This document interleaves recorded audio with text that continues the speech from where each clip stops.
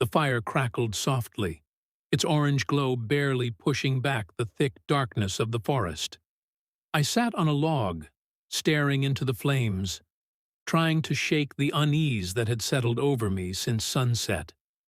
My friend, Mark, was across from me, poking at the fire with a stick. We'd been hiking all day, and this remote campsite was supposed to be our refuge, but something felt off. "You hear that?"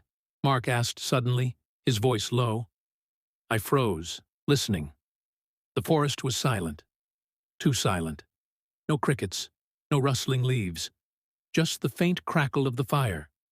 Then, a sound. A faint crunch, like footsteps in the dry leaves. My stomach dropped. "Probably just an animal," I said, trying to sound calm. But the crunch came again, closer this time. Mark's eyes locked onto mine, wide and unblinking. We both stood, our flashlights cutting through the darkness.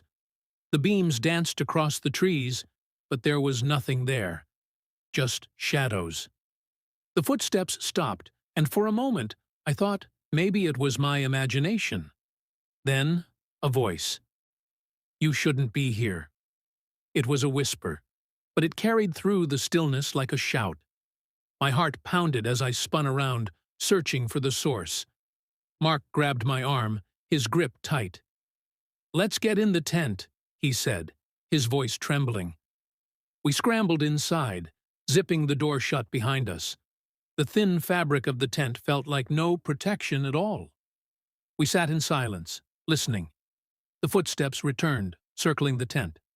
Slow, deliberate. I clutched my pocket knife, though it felt useless. Then, the voice again. "You're not alone." The tent shook violently, as if someone, or something, was pushing against it. Mark and I screamed, scrambling to the back of the tent. The shaking stopped, and the footsteps faded into the distance. We didn't sleep that night. At dawn, we packed up and left. The forest eerily quiet once more. We never spoke of it again, but I still hear that whisper in my dreams. And sometimes, when I'm alone in the dark, I feel like I'm not. Let me know if you'd like any adjustments.